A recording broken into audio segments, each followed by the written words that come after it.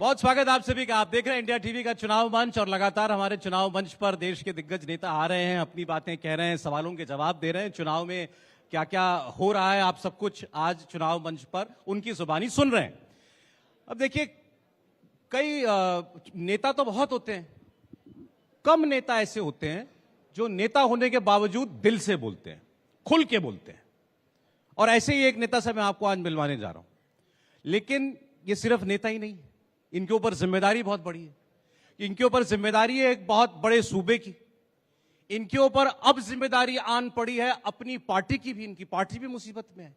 अब ये वो जिम्मेदारियां कैसे निभा रहे हैं, इतनी चुनौतियों से ये कैसे निपट रहे हैं, चुनाव में इनका और इनकी पार्टी का क्या रोल होने जा रहा है, सारी बातें करेंगे दिल से खुलकर। स्वागत कीजिए पंजाब के मुख्यमंत्री श्री भगवंत मान जी का। शुक्रिया, बहुत बहुत मेहरबानी। मान साहब, प्रोग्राम की शुरुआत में एक ही वादा चाहिए आपसे, आप जो कहेंगे दिल से कहेंगे, खुल के कहेंगे। मैं तो दिल से ही कहता हूं जी, आप सुनने वाले बनिए बस। पक्का पक्का। अब शुरुआत तो देखिए, ऑब्वियसली आपकी पार्टी के मुखिया जो हैं केजरीवाल साहब जो हैं, उन पर आफत आई हुई है, वो जेल में। मैं उनसे शुरुआत करना चाहता हूं। उनके ऊपर, आपकी पार्टी के ऊपर आरोप बड़ा संगीन लगा है और मैंने ये देखा है कि आप अपनी पार्टी को डिफेंड भी कर रहे हैं, आप केजरीवाल साहब से जाकर मिल भी रहे हैं, आप ऑब्वियसली उनकी फैमिली से भी मुलाकात कर रहे हैं। तो आपके ऊपर एक जिम्मेदारी मुझे बड़ी क्लियरली दिखाई देती है। आप मुझे बताइए, कितनी आफत का पल है ये आम आदमी पार्टी के लिए? नहीं, आफत का नहीं है। असल में क्या है कि जो हमारी पार्टी है, आम आदमी पार्टी, सिर्फ 10 साल पहले बनी थी, लेकिन 10 साल में ये नेशनल पार्टी बन गई। और 10 साल में हमारी बढ़ने की रफ्तार जो है वो इतनी तेज है कि इंडिया में कोई भी पार्टी इससे पहले इतिहास में इतनी जल्दी इतना राइज नहीं कर पाई। हमारी 2 राज्यों में सरकार है, 10 हमारे राज्यसभा में सांसद हैं, एमसीडी दिल्ली की हमारा बहुमत है, 5 हमारे एमएलए गुजरात में हैं, 2 हमारे एमएलए गोवा में हैं, मध्य प्रदेश में सिंगरौली का मेयर हमारा है और अभी चंडीगढ़ का मेयर भी हमारा है। अब आखिरकार हमारा है। तो पार्टी एक संगठन है। अरविंद केजरीवाल एक व्यक्ति का नाम नहीं है, एक सोच है। एक व्यक्ति को अंदर कर दोगे, कैद कर लोगे, लेकिन उसकी सोच को कैसे कैद करोगे? तो पूरे देश में अरविंद केजरीवाल जी की जो सोच है, पारदर्शिता की राजनीति की, पंजाब में हम सरकार चला रहे हैं, 92 में हमारे पास विधायक हैं आउट ऑफ 117 में से। तो जिम्मेदारियां बढ़ गई हैं। कोई संकट मंकट ये कुछ नहीं, राजनीति में अप्स एंड डाउन चलते रहते हैं। लेकिन अगर हम गिल्टी साबित हो गए उस दिन बात करना। आरोप तो जिस पर मर्जी आरोप लगा के आप अंदर कर दो। आप सत्ता में हो, आप किसी को भी अंदर कर दोगे, उसके बाद कहो जी इसकी पार्टी तोड़ दो, इसके एमएलए तोड़ लो, इसके एमपी तोड़ लो। ये तोड़ने वोड़ने वाली राजनीति हम नहीं करते, हम तो जोड़ने वाली राजनीति करते हैं। हम नाम की नहीं, हम काम की राजनीति करते हैं। देखो, कई बार जो नई पार्टियां हैं ना, वो कई बार नंबरिंग में कम रह जाती हैं, नंबर्स कम आते हैं, लेकिन वो इतनी तेजी से बढ़ती हैं कि उनके डर से जो पुरानी रवायती पार्टी है ना, उनको अपना एजेंडा रीसेट करना पड़ता है। चलो हमारे डर से ही सही अपना एजेंडा रीसेट कर लो भाई। अब करने लगे ना अस्पतालों की बात, अब होने लगी है ना स्कूलों की बात। अब गृह मंत्री साहब पर्चे बांट रहे थे ना दिल्ली में, घर घर जाके। पहले कब होता था ऐसा? तो इसलिए ठीक है, हमसे सीख लें। पहले जो मैनिफेस्टो था, बीजेपी जा तो मैनिफेस्टो कहती थी, जा घोषणा पत्र कहती थी, जा संकल्प पत्र कहती थी। जब उनको पता चला ये घोषणा पत्र, संकल्प पत्र लोगों के दिल में जा नहीं रहा, यार अरविंद केजरीवाल गारंटियां कहता है, चलो जी हमारा लफ्ज चोरी कर लिया, अब मोदी जी की गारंटियां आ गई। जब बजने लगी खतरे की घंटियां, तब मोदी जी को याद आ गई केजरीवाल की गारंटियां। शुक्र है, चलो गारंटियां पूरी कर दे बस। आपने कहा पहले ये नहीं होता था, पहले वो नहीं होता था, आप सब सीख रहे हैं। केजरीवाल साहब ने भी तो नई चीज सिखाई। चीफ मिनिस्टर जेल में है, वो इस्तीफा नहीं दे रहे। आज तक नहीं हुआ हिंदुस्तान के इतिहास में सर, चीफ मिनिस्टर को जेल, 1 महीने से चीफ मिनिस्टर। कौन से कानून में लिखा है कि अगर सिटिंग चीफ मिनिस्टर को आरोप लगा के जेल के अंदर कर दोगे, उससे इस्तीफा देना पड़ेगा? कौन से कानून में लिखा है? सर कोई मर्यादा होती है। जब जब अरविंद केजरीवाल ने 49 दिन में इस्तीफा दे दिया तब कहते भगौड़ा है, अब कहते इस्तीफा क्यों नहीं दे रहा है? अरे भाई साहब, वो आरोपी है, दोषी नहीं है। जिस दिन दोषी हो गए दे देंगे, लेकिन पता है, इनको भी पता है, सिर्फ रोकने के लिए कि ये प्रचार ना कर पाए, रोकने के लिए अंदर कर दिया। संजय सिंह पर सेम आरोप है। 6 महीने बाद ईडी क्या कह रही है? हमारे पास कोई सबूत नहीं है, जमानत दे दो जी। ऐसे ही अरविंद जी के बारे में कहेंगे तो ऐसे तो मुझे, मैं सिटिंग सीएम हूं, मुझे भी अंदर कर देंगे, बोले इस्तीफा दो। ऐसे थोड़ी होता है। हम जेल से चलाएंगे सरकार दिल्ली की। सर यही तो बात है ना, अब ये तो जिद जैसी लग रही है कि भाई कौन कह रहा है कि दिल्ली में आम आदमी पार्टी की जगह भाजपा की सरकार बना दो। ये बात हो रही है कि चीफ मिनिस्टर अगर जेल में है, मैं तो आरोप भी नहीं अभी बात कर रहा, जेल में है, तो भाई दिल्ली को तो चीफ मिनिस्टर चाहिए ना। आप किसी और को बना दो चीफ मिनिस्टर अपनी पार्टी में। मेरी बात सुनो, जेल में वो आरोपी की थे, तो जेल से सरकार क्यों नहीं चल सकती? कैसे चलेगी सर बताओ? मैं बताता हूं, बड़ा अच्छा क्वेश्चन है। सुब्रतो सहारा पर इल्जाम लगा चिट फंड का, 20,000 करोड़ रुपए का, दोषी साबित हो गया। सुप्रीम कोर्ट ने कहा पैसे वापस कर दो लोगों के। उसने कहा जी मैं कैसे जेल में बैठा कर दूं वापस, तिहाड़ में ही था वो भी, मुझे साइन करने होंगे, प्रॉपर्टीज बेचनी है, बहुत से चेक पर साइन करना है। तो सुप्रीम कोर्ट ने उसको ऑफिस बना के दे दिया जेल में। उसने जेल से सारे चेक साइन किए और सारे अपने प्रॉपर्टीज का जो उसके साइन होने थे वो सारे। एक दोषी को अगर जेल में ऑफिस मिल सकता है, आरोपी को क्यों नहीं मिल सकता? क्यों नहीं चल सकती? तो कौन देगा ये? आप कह रहे हो बीजेपी की सरकार, एलजी उनको दफ्तर बना के दें सरकार चलाने के लिए, वो क्यों देंगे? नहीं, मुझे पहले तो ये बताओ, ये मानते किसकी हैं ये भाई साहब? अच्छा, मानते किसी की? अपनी पार्टी में नहीं किसी की मानते। चलो अपनी पार्टी की तो मान लो। शिवराज चौहान कहाँ है? मामा मामा कहते बेचारे, पता नहीं कहीं कहां चले गए मामा जी। सुप्रीम कोर्ट ने 5-0 का फैसला दिया। 5 जजों का बेंच था, 5-0 का फैसला दिया कि सर्विसेज जो हैं वो चुनी हुई सरकार के पास होनी चाहिए, अरविंद केजरीवाल की सरकार के पास होनी चाहिए। फैसला आ गया, हम बहुत खुश हुए। इतनी देर हमने केस लड़ा। 5 बजे कोर्ट बंद हुई, 6 बजे ऑर्डिनेंस जारी कर दिया कि नहीं जी नहीं, हम नहीं मानेंगे, जो दिल्ली के फैसले वो एलजी करेगा। आप मुझे ये बता दीजिए, पब्लिक बैठी है, पढ़े लिखे लोग हैं दिल्ली के, डेमोक्रेसी में सिलेक्टेड की चलती है या इलेक्टेड की चलती है? LG is selected, governors are selected और मुख्यमंत्री इलेक्टेड। तो अगर डेमोक्रेसी आप समझते ही नहीं हो। सही कहा आपने। एक मिनट मेरी बात सुन लो। आपने कहा ना सच कह रहे हैं, तो मैं भी आपसे कहना चाहता हूं, मैं जो बोलूंगा उसको बीच में नहीं टोकोगे प्लीज। बोलिए। ये गवर्नर जो हैं, ये सिर्फ तमिलनाडु के मुख्यमंत्री को क्यों तंग करते हैं? ये गवर्नर केरला के मुख्यमंत्री को क्यों तंग करते हैं? ये गवर्नर पश्चिम बंगाल की मुख्यमंत्री को क्यों तंग करते हैं?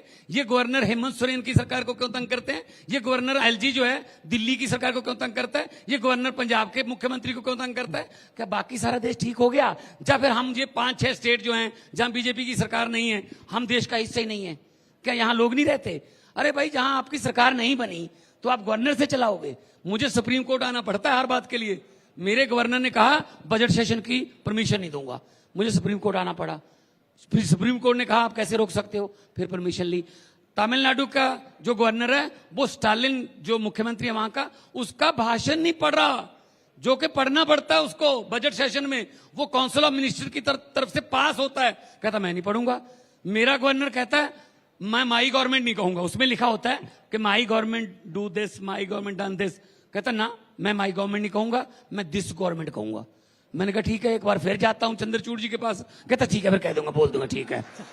मतलब सुप्रीम कोर्ट से चलाना पड़ रहा है यार। आप तो इतने मिलनसार आदमी हैं, आपसे भी नहीं बन रही किसी की। क्या आप तो इतने मिलनसार हैं, मैं कह रहा हूं गवर्नर साहब की आपसे भी नहीं बनी। तो गवर्नर ही ऐसे भेजे हुए हैं ना कि जो गवर्नर ज्यादा तंग करता है फिर उसको रिवॉर्ड मिलता है। फिर से चीफ मिनिस्टर साहब की बात पे आता हूं। अब आप खुद एक सीएम है, आपको जनता से मिलना है, आपको अपनी कैबिनेट की मीटिंग करनी है, आपको अफसरों से मिलना है, ये सब कैसे जेल में होगा मुझे बताइए। आप तो मुलाकात करके आए उनसे ना।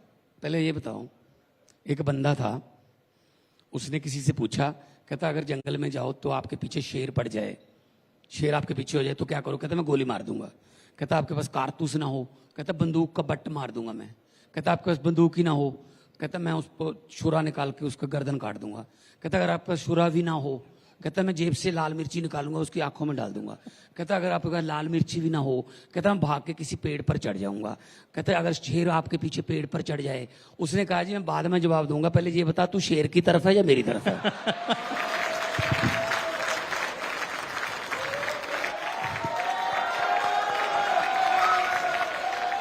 पहले आप ये बताओ, आपने इस्तीफा लेने लेना आज किसकी तरफ हो भैया? आप हमने आपको कह दिया सारी मीटिंगें हो जाएंगी, सारे अफसर भी चले जाएंगे, आप दिखाते रहना, सरकार चलेगी। मैं बताता हूं मैंने क्यों। अगर शेर की तरफ हो फिर तो कुछ कर नहीं, शेर की तरफ की बात नहीं। मान साहब केजरीवाल साहब से जेल में मिलके आए। हाँ। मान साहब ने क्या बोला बाहर आके? मेरी मुलाकात कराई जैसे आतंकवादी से मुलाकात करा रहे हैं। हाँ। एक गंदा सा शीशा बीच में, एक टेलीफोन इधर, एक टेलीफोन इधर। ये हालात है। मैं इन हालात में कह रहा हूं आपसे, सरकार कैसे चलेगी जेल से? नहीं, मुझे ये बताओ। नहीं, ये जेल मैनुअल में लिखा है। आप तिहाड़ जेल का जेल मैनुअल की बुक पढ़ना, 188 नंबर पेज पर 602 नंबर क्लॉज है कि सुपरडेंट पर डिपेंड करता है, जेल सुपरडेंट पर, कि वो वेल बिहेव्ड प्रिजनर जो हैं उनकी अपने कमरे में 1-to-1 मीटिंग करा सकता है। सोनिया गांधी जब पी चिदम्बरम को मिलने जाती थी, जेल के सुपरडेंट के कमरे में मीटिंग होती थी। प्रकाश सिंह बादल जब चौटाला को मिलने जाते थे तो जेल के सुपरडेंट के कमरे में मीटिंग होती थी। एक सीटिंग सीएम उधर है, एक सीटिंग मैं हूं, तो हमें ऐसे मिलाया गया जैसे कोई देश का बहुत बड़ा अपराधी पकड़ लिया हो। ये जानबूझकर तंग करने वाली बातें हैं। देखो ये अच्छा, अभी इंसुलिन का मामला चला। हाँ जी, हाँ जी। अब जेल ने माना है ना कि हमारे पास शुगर का कोई स्पेशलिस्ट नहीं है, तो 20,000 कैदी हैं वहां पे। कितने कैदियों की जिंदगी से खेल रहे होंगे भाई? ये तो उनका फंडामेंटल राइट है ना। ये तो अगर कोई फांसी का भी दोषी है, अगर कोई सजा याफ्ता है, उम्र कैद दी है, उसको भी अगर कोई मेडिकल प्रॉब्लम आ जाए तो देना पड़ता है जेल में। तो मतलब इंसुलिन नहीं दे रहे हो, फिर आप हमें उसके लिए भी कोर्ट जाना पड़ रहा है। ये तो फिर बदलाखोरी है ना, जानबूझकर तंग करने वाली बातें हैं कि बस इनको रोक के रखो। लेकिन मैं इतना कहता हूं, हम वो पत्ते नहीं जो शाख से टूट कर गिर जाएं। आंधियों को कह दो अपनी औकात में रहें। सर इंसुलिन की बात बाद में, पहले आपकी जो मीटिंग हुई थी उसमें क्या कहा केजरीवाल साहब ने आपसे? केजरीवाल साहब ने क्या कहा आपसे? बातचीत हुई, मैंने कहा वो कहते ये हम ऐसे क्या मिल रहे हैं? मैंने कहा जी इनका मैनुअल है, पता नहीं क्यों हमें ऐसे मिला रहे हैं। और हो सकता है, अच्छा पास में हमारे पुलिस वाले खड़े हैं, पता नहीं हम कौन सी कोई देश को तोड़ने वाली बातें कर रहे हैं, पता नहीं क्या ऐसे सुन रहे हैं। हम एक दूसरे का हाल चाल पूछ रहे हैं। है जी, उन्होंने पूछा पंजाब का क्या हाल है, पंजाब में लोगों को बिजली मिल रही है, प्रॉपर इलेक्शन की तैयारी हो गई, सब कुछ। मैंने कहा जी पंजाब बिल्कुल ठीक है, बिजली मिल रही है, स्कूल बन रहे हैं, अस्पताल बन रहे हैं। तो साथ में मेरे डॉक्टर संदीप पाठक थे, उन्होंने पूछा दिल्ली में कैसे लोग हैं? तो मेरी चिंता मत करना, दिल्ली के और पंजाब के लोगों की सुविधा में कोई कमी नहीं आनी चाहिए। ये बात हुई है, रिकॉर्डिंग निकलवा के देख लो, रिकॉर्डिंग तो की होगी ना उन्होंने। अब तो हर बंदा व्हाट्सएप पे बहुत बात करता है कि कहीं रिकॉर्डिंग ना हो जाए दूसरी तरफ। मतलब हर किसी की रिकॉर्डिंग कर रहे हैं। क्या हम आतंकवादी हैं? इलेक्टेड हैं, देशभक्त लोग हैं, और वो पंजाब के लोग हैं हम, जिनकी कुर्बानियां 90% हैं देश को आजाद कराने के लिए। शहीद भगत, इन्होंने क्या किया? आप देखो सर, मतलब इंतहा देखो नफरत की। भैया बीजेपी नहीं है पंजाब में, तो मैं क्या करूं इसमें? अब 2 हैं, 117 में से 2 हैं। अगर वो चाहें तो विधानसभा स्कूटर पर बैठ के भी आ सकते हैं।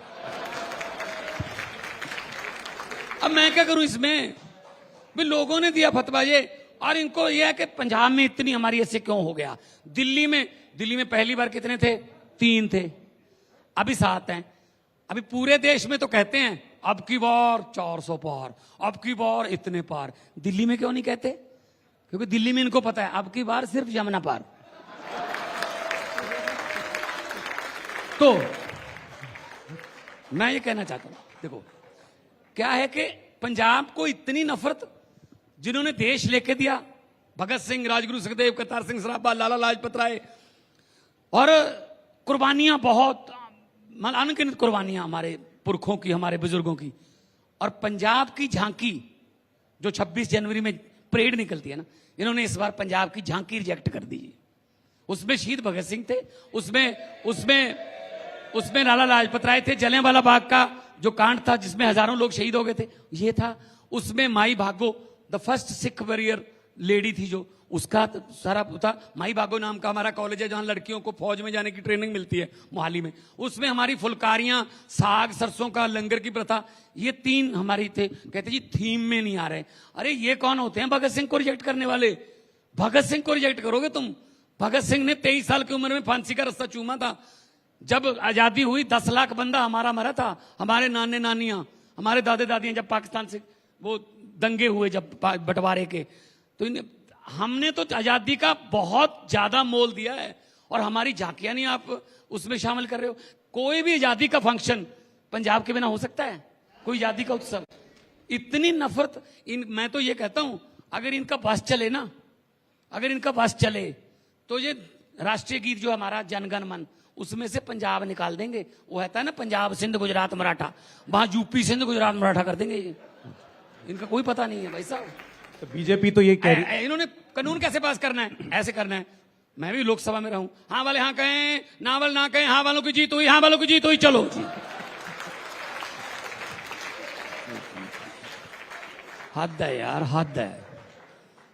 कभी तो कोई थोड़ा सच बोल दो। अब चंडीगढ़ का मेयर कैसे बना था?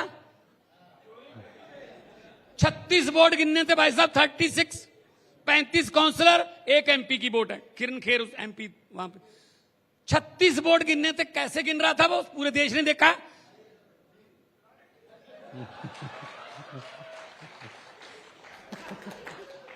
हम सुप्रीम कोर्ट में गए तो उसने बुला लिया सारा बक्सा 36 वोट का। चीफ जस्टिस ने खुद गिनी वोट, 8 की 8 वोट जो कैंसिल की थी आम आदमी पार्टी की थी। पहली बार हुआ जुडिशियल हिस्ट्री में कि चीफ जस्टिस ने खुद डिक्लेयर किया कि मेयर आम आदमी पार्टी का होगा। मुझे ये नहीं है, मुझे इस बात की खुशी है कि मेयर हमारा, लेकिन एक बात की चिंता बहुत है मुझे। अब 36 वोट गिनने में आप 8 वोट का घोटाला कर गए, मतलब 25%। 4 जून को 92 करोड़ वोट गिने जाएंगे, उसमें क्या होगा? मुझे चिंता इस बात की है। आप जीत लो, लोगों से जीत लो, सर माथे पे, लोगों से जीतो, लोग जितवा दें, पर ऐसे तो मत जीतो ना कि ये वोट काट के अब इनके बिठा के उसको बिठा के उसको बाद मेयर डिक्लेयर कर। आप माफिया मांग रहे हैं वो कि मुझे माफ कर दो सुप्रीम कोर्ट जी। ऐसे होता है लोकतंत्र। ये तो कैमरे थे, पकड़े गए, इससे पहले पता नहीं क्या क्या हुआ होगा। तो यही तो हम कहते हैं, डेमोक्रेसी बचाने का चुनाव है, संविधान बचाने का चुनाव है। अगर संविधान ही ना रहा तो क्या करेंगे हम पार्टियां बना के? क्या करेंगे चीफ मिनिस्टर बन के? ये तो रशिया जैसा काम हो जाएगा। अभी पुतिन ने क्या किया, 1 महीना पहले वोट डलवाए, 88.12% वोट डले उसको। जो 12% उसको नहीं डले ना, वो ये नहीं है कि उसके खिलाफ हैं, वो वोट है जो खराब हो गए, उसके खिलाफ वोट नहीं डाल सकते आप। 2040 तक वही रहेगा। फिर भी आप ही कर दो डिक्लेयर। अगर विपक्ष को अंदर करना है, किसी को अपने कागज नहीं भरने देने, किसी के अपने एमएलए खरीद लेने हैं, तो खुद ही डिक्लेयर कर दो यार। क्यों इलेक्शन करवा रहे हो? फिर खुद डिक्लेयर कर दो अपने आप को कि मैं ही हूं बस। और क्या हो सकता है? विपक्ष को रखो, विपक्ष को लड़ने दो, उसके बाद जीत जाओ, सर माथे पे लेंगे, पब्लिक का फतवा सर माथे पे लेंगे। लेकिन अभी आप कह रहे थे कि ये चोरी, देखो जीत लेना और छीन लेना, एक पंजाबी का एक शेर सुनाना। हाँ जी, हाँ जी। कि जीवन रुख नू हत्थी टक्के ना मारो, ਸਾਹਾਂ ਦੇ ਦਾਣੇ ਚੱਬੋ ਫੱਕੇ ਨਾ ਮਾਰੋ, ਗਰੀਬ ਦਾ ਬਾਲ ਖਿਡੌਣੇ ਵੇਂਦਾ ਏ, ਤੱਕੀ ਹੋਇਆ ਆਪੇ ਤੁਰ ਜਾਵੇਗਾ, ਧੱਕੇ ਨਾ ਮਾਰੋ। ਜਿੱਤ ਲੈਣਾ ਤੇ ਖੋ ਲੈਣਾ ਇੱਕ ਬਰਾਬਰ ਨਹੀਂ ਹੁੰਦਾ, ਘੱਟੋ ਘੱਟ ਦੁੱਕੀਆਂ ਨਾਲ ਤਾਂ ਸਾਡੇ ਯੱਕੇ ਨਾ ਮਾਰੋ। ਦੁੱਕੀਆਂ ਨਾਲ ਯੱਕੇ ਮਾਰਦੇ ਸਾਡੇ, की करिए दसो। नहीं तो आप ये कहना चाह रहे हैं कि ये जो चुनाव हो रहा है ये फिक्स है, मैच फिक्स है। आपने कहा इनको 36 वोट गिनने वाला वो ऐसे ऐसे सीसीटीवी देख के गिन रहा था, और क्या क्या किया होगा। अब क्या करेंगे क्या पता है। लेकिन आप उसी मान साहब उसी ईवीएम से चीफ मिनिस्टर बने जिससे मोदी जी प्राइम मिनिस्टर बने। कल सूरत में क्या हुआ? हाँ जी, सूरत में क्या हुआ? हाँ, सूरत में कैंडिडेट ने पर्चा गलत भर दिया। अच्छा, कैंडिडेट ने पर्चा गलत नहीं भरा, कैंडिडेट ही नहीं मिल रहा अब तक। कैंडिडेट कहां गया? कैंडिडेट कहां गया? कैंडिडेट कर लिया हाईजैक, पर्चा गलत भरवा दिया, बाकी 7 ने पर्चे वापस ले लिए। ठीक है जी, तो डिक्लेयर कर दिया, मतलब विनर डिक्लेयर कर दिया। विनर डिक्लेयर कर दिया। आपको पता है कि ये नहीं कर सकते ऐसा, उसमें नोटा का बटन नहीं है। सूरत के 15 लाख वोटों में से अगर 2 लाख का ये मन करे कि मैंने नोटा दबाना है, तो उनका हक कहां गया? फिर आपने कैसे डिक्लेयर कर दिया?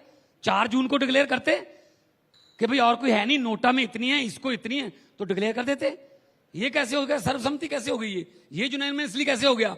नोटा वालों का हक कहां गया? किसी का दिल करता है नन ऑफ देम, मैं इनमें से किसी को भी नहीं, हो सकता है नन ऑफ देम में वो भी हो जिसको डिक्लेयर कर दिया। नोटा दबाना था उन्होंने लोगों ने, तो ये कैसे हक मार सकते हो? ठीक ऐसे जीतोगे? नहीं, ठीक है, ये बात कई लोग कह रहे हैं, टेक्निकल इश्यूज को मान रहे हैं कि भाई ऐसा नहीं होना चाहिए था। करवा देना, ठीक अब है। आप लोकतंत्र की बात कर रहे हैं, आप कह रहे हैं संविधान बचाना है। दिल्ली की अदालत में क्या लड़ाई चल रही है? अरविंद केजरीवाल ने आलू पूरी खाई, आम खाया, मिठाई खाई, जेल से बाहर निकलने के लिए शुगर बढ़ा रहे हैं अपनी। यार कोई एक बंदा जेल से बाहर निकलने के 400 तक लेवल शुगर अप ले जाएगा? ये एक बंदा मतलब जो पहले आंदोलनकारी रहा है, जो पहले अनशन भी करता रहा है, वो मतलब इस बात के लिए कि मुझे बाहर निकल जाए, मैं 450 अपना शुगर अप ले जाऊंगा और मेरे पास कुछ गिनने उनका मैं साथ रहता हूं, उनका शुगर लेवल नीचे भी आता है, ऊपर भी जाता है। यहाँ पे उनके वो लगा हुआ है चेक करने वाला, यहाँ से वो करते हैं, चेक करते हैं। हर खाना खाने से पहले पेट में वो इंसुलिन का टीका लेते हैं। अब ये तो कुछ भगवान है, किसी को बीमारी हो गई तो, लेकिन उसका मजाक तो मत उड़ाओ यार। उसका ये तो मत कहो कि ये देखिए जी लड्डू खा रहा है जी, आम खा रहा है।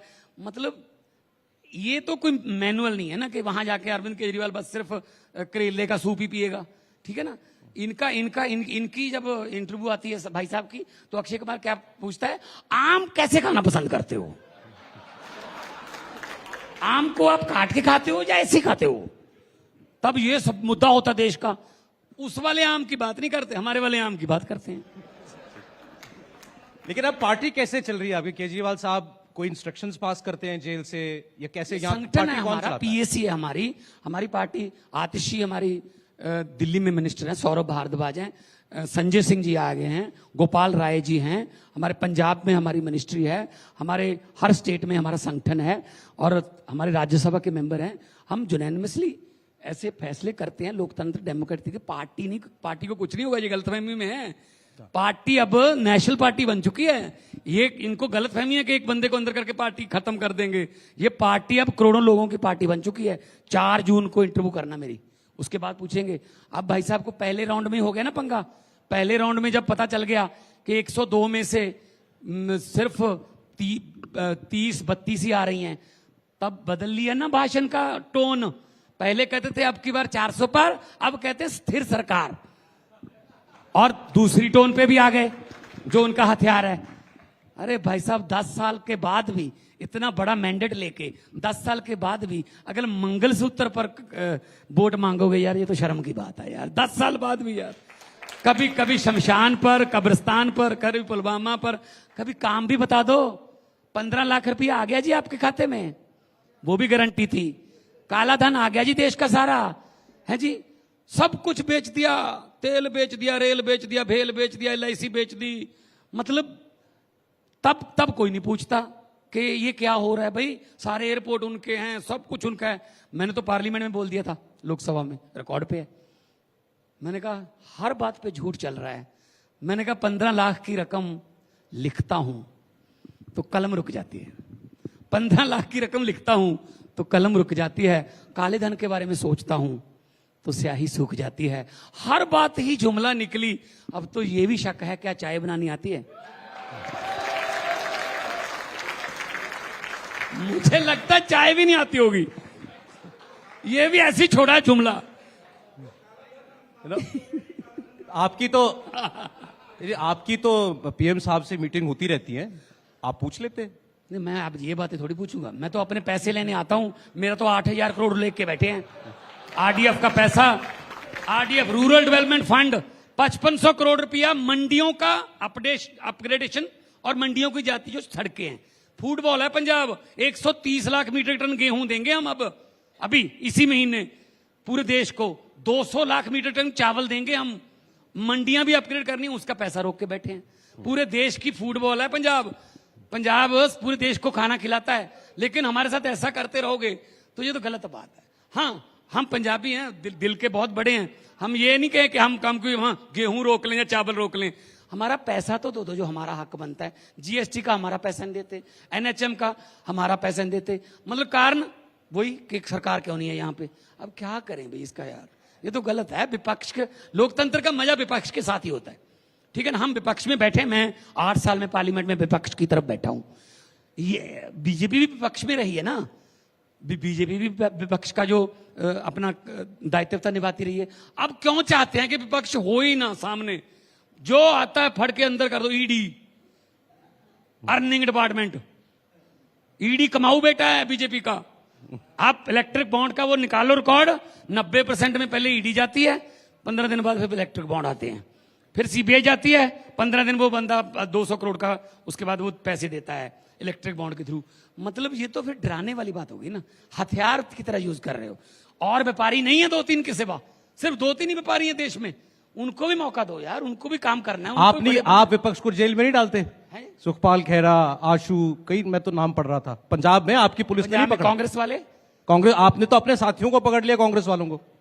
वो मैं ऐसे नहीं पकड़ा कि किसी ने बोल दिया उसको अंदर कर दो, बाद में उसी से 55 करोड़ के इलेक्ट्रिक बॉन्ड ले लो। जो मैंने पकड़े हैं ना, कांग्रेस का एक मिनिस्टर पकड़ा है, उसके घर से पैसे तो चलो मिले ही मिले, नोट गिनने वाली 2 मशीनें मिली हैं उसके घर से। आपके घर पे नोट गिनने वाली मशीनें हैं जी? तो नोट गिनने वाली मशीनें किसके घर पे होंगी? जिसके पास इतना पैसा आता होगा। अपन पब्लिक के पास तो नोट ही है नहीं। बिल्कुल सही बात कह रहे हैं। अबे इसका मतलब ये है, अगर उसके घर पे नोट गिनने वाली मशीन है, सोचो कि उसका परिवार जो है उसने भी मना कर दिया होगा कि हर रोज हमसे नहीं गिने जाते, अपना मशीन में बुला लो। मतलब वो बंदे अंदर किए मैंने, मैं उसको मिला नहीं कभी, मैं जानता नहीं उसको।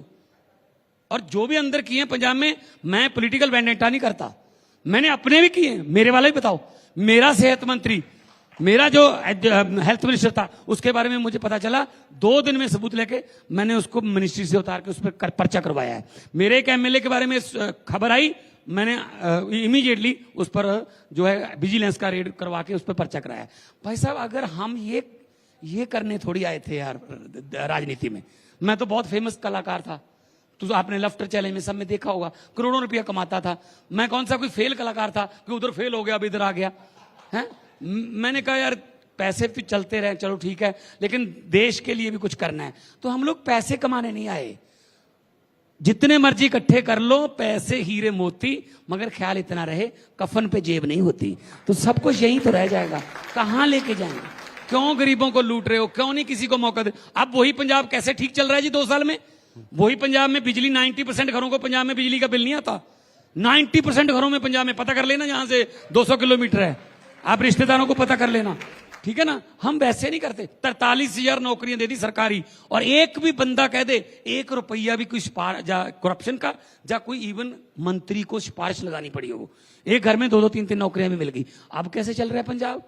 तो सबको नीयत साफ हो तो सब कुछ ठीक हो जाता है। लेकिन हाँ, आपने काम को करना नहीं है, कोई ना कोई जुमले छोड़ते रहना है, उससे तो फिर 1-2 बार तो चलो काठ की हांडी हो जाती है, लेकिन बार बार नहीं चढ़ती काठ की हांडी। अब लोगों को, देश के लोगों को पता चल गया। अब तो सुनने में भी जब सुनते हैं, पता नहीं क्या बोल दें, क्या मतलब इंटरनेशनल लेवल पे हमारा बदनामी हो रही है। और 1-2 के सिवा आप किसी और को जानते हो? विदेश मंत्री जो है वो खुद कभी विदेश नहीं गया। देश वो तो लेने जाता है बस मोदी जी को, जा छोड़ने जाता है। खुद ही जाते हैं, मैं ही हूं सब कुछ। अब समुद्र में भी वही जाते हैं, आसमान में भी वही जाते हैं। अभी आपके बाद आने वाले हैं विदेश मंत्री आपके बाद पूछ लेना उनसे कि कितनी बार गए हो। अच्छा ठीक। आज हम पार्टी की बात कर रहे थे। आमतौर पे क्या होता है ना, जब प्रधानमंत्री ट्रैवल करते हैं तो बड़े बड़े पत्रकार उसी प्लेन में, और विदेश मंत्री उसी प्लेन में ट्रैवल करते हैं। पूछ लेना जब आए कभी साथ में ट्रैवल किया है? साथ में तो जाते हैं ये दोस्त उनके, वो जहां उन्होंने काम शुरू करना होता वहां ले जाते हैं। मंगोलिया से हमारा क्या लेने देना भाई, उन्होंने मंगोलिया में काम करना था, हो गया काम उनका। अब जहां जहां प्रधानमंत्री गए हैं वहां वहां उनके दोस्तों के काम शुरू हो गए हैं। मैं झूठ नहीं बोल रहा, मैं सच बोल रहा हूं। भगत सिंह से डबल जिंदगी जी बैठे हूं। क्या लेना है हमने?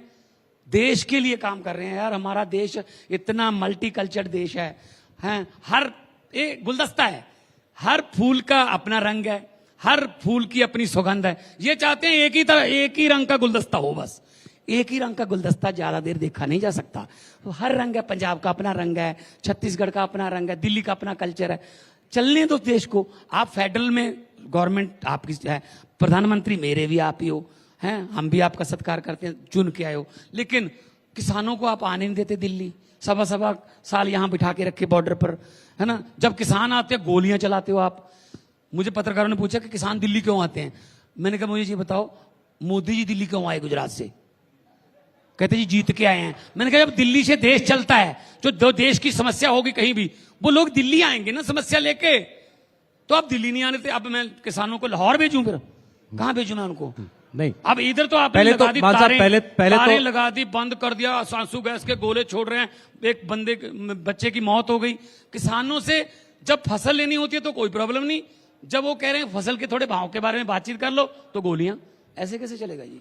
ऐसे कैसे चलेगा? कितनी देर आपके ऊपर चलेगा? तो बीजेपी ये इल्जाम लगाती है, आपने किसानों को भड़काया, उकसाया दिल्ली की तरफ आने के लिए। कोर्ट ने बोला, हाई कोर्ट ने बोला कि हजारों ट्रैक्टर लेके दिल्ली जाने की क्या जरूरत है, एक बस में जाएं, ट्रेन में जाएं। एक मिनट मेरी बात सुनिए। जो हरियाणा की तरफ से आंसू गैस के गोले और गोलियां चली, वो भगवंत मान ने चलाई थी। हरियाणा में किसकी गवर्नमेंट है? खट्टर साहब की ना, बीजेपी। अब तो वो भी एक्स हो गए, ठीक है। तो मैं क्यों भड़काऊंगा? मैं तो 4 मीटिंगें रात के 2-2 बजे तक की कि मसला हल हो जाए। भाई मेरा क्या लेना देना कि मैं भड़काऊंगा? ये भड़काने वाली ये वाली राजनीति ना, असल में ना चोर को सारी दुनिया चोर की लगती है, साधु को सारी दुनिया साधु की लगती है। ये ऐसा काम करते रहते हैं बीजेपी वाले, भड़काने भड़कने वाला, वही बातें बोलते रहते हैं। तो हम ये काम नहीं करते यार। हम तो अस्पतालों पर, हम स्कूलों पर, बिजली पर, इंफ्रास्ट्रक्चर पर, व्यापार पर, दुकानदार पर, मजदूर पर ध्यान देते हैं। हम ये भड़काने वाली ये वो बातें नहीं करते। अरे मान साहब, जल्दी कुछ सवाल और जल्दी। एक तो बीजेपी कहती है कि भाई पहला इल्जाम अब तो भ्रष्टाचार का लग गया आम आदमी पार्टी पे, केजरीवाल साहब पे, क्योंकि जेल पर आरोप लगा हुआ। अब परिवारवाद के इल्जाम भी लगाने लगे हैं। क्या मिसेस केजरीवाल, सुनीता जी जो है, सुनीता केजरीवाल जी, वो ऑफिशियली पॉलिटिक्स में आ गई हैं? क्योंकि वो वहीं से प्रेस कॉन्फ्रेंस करती है जहां केजरीवाल साहब बैठा करते थे। खबरें तो हमने ये भी सुनी है वो पार्टी की मीटिंग्स भी लेती हैं। नहीं, एक मिनट मुझे ये बता दीजिए, इससे परिवारवाद हो गया? उसके पति अंदर चले गए, क्या वो अपने पति का मैसेज जेल में मिलके बाहर आके बता नहीं सकती? तो ये परिवारवाद हो गया। तो परिवारवाद बीजेपी में परिवारवाद कितना है? किस किस को टिकटें दी हैं, सारे अंदर अपने करके। ये परिवारवाद कैसे हो गया यार? वो इलेक्टेड हैं, वो कहीं से उन्होंने पर्चा भर दिया, जब उन्होंने कहा कि मैं मीटिंग लूँ। वो जो आते हैं मिलने, वो हमारा परिवार है। हम अगर कोई घर पे कोई ऐसी चिंता की बात हो गई, रिश्तेदार आते नहीं है मिलने, तो हम एक दूसरे की, हमारी पार्टी में नंबरिंग नहीं है भाई साहब कि ये 2 नंबर पर है, ये 3 नंबर पर है। जब मेरी 1.5 साल पहले शादी हुई तो हमारे यहाँ सिख रवायतों के मुताबिक गुरु ग्रंथ साहब के सामने लामा होती, उसमें जब लामा के बाद अरदास की जाती है तो कहा जाता है कि लड़का और लड़की के दोनों के माता पिता खड़े हो जाएं। तो डॉक्टर गुरप्रीत जो मेरी पत्नी है, उसके माता पिता खड़े हो गए। मेरी मम्मी है, मेरे पिताजी 2011 में स्वर्गवास हो गए थे। नहीं, तो फिर हमारे यहाँ रिवाज है कि पिता अगर नहीं है तो बड़ा भाई खड़ा होता उनकी जगह। तो बड़े भाई के तौर पे अरविंद केजरीवाल खड़े हुए थे। हमारा तो वो रिश्ता है जी, बड़े भाई का, छोटे भाई का। पार्टी में कोई रोल नहीं है? हम ये कोई परिवारवाद हो गया तो आप इसमें भी कहोगे, इसमें भी कहोगे कि आपकी शादी में अरविंद केजरीवाल खड़े हुए थे, परिवारवाद? आम आदमी पार्टी में मिसेस सुनीता केजरीवाल का कोई रोल नहीं है? क्यों नहीं है?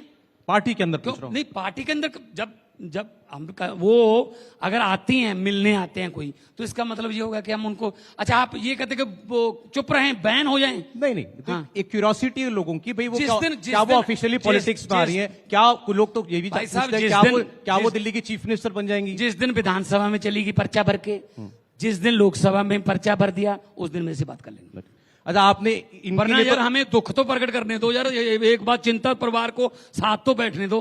परिवार साथ में बैठे, परिवारवाद हो गया, परिवारवाद हो गया। अरे सर, आपने इनके लिए बहुत कुछ बोला, आपके पीछे भी एक है, उनके लिए कुछ 2 शब्द। हाँ, इनके लिए बोल देते हैं।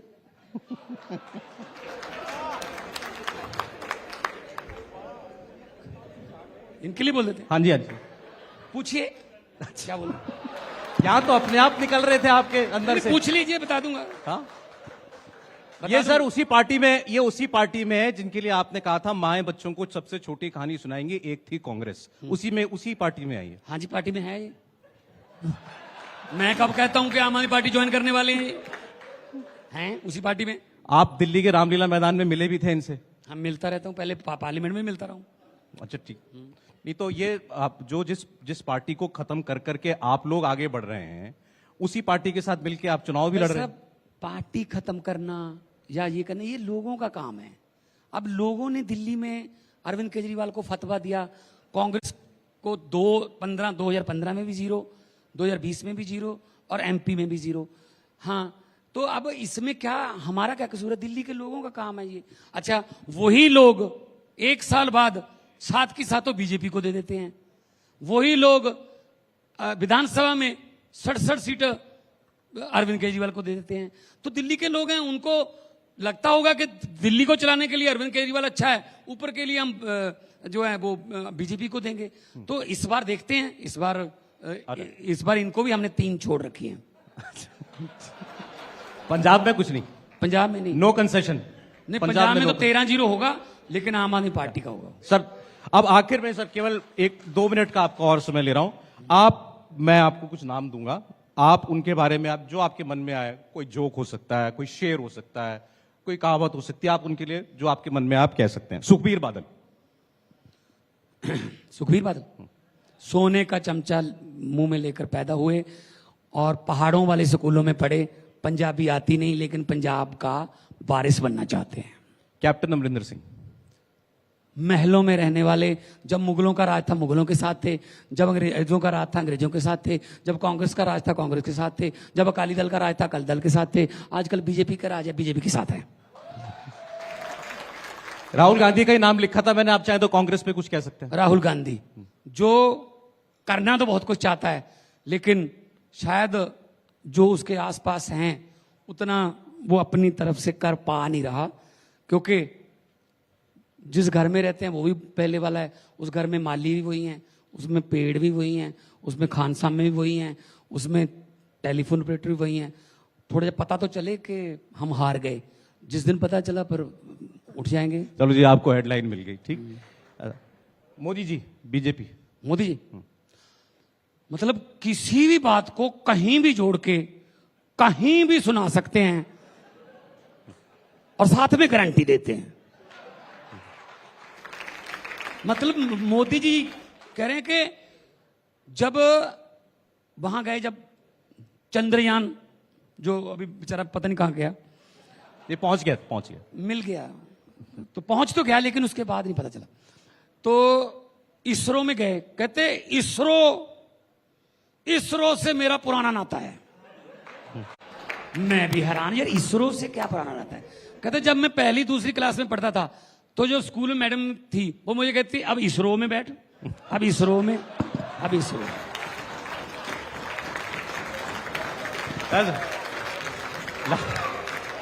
ठीक, बस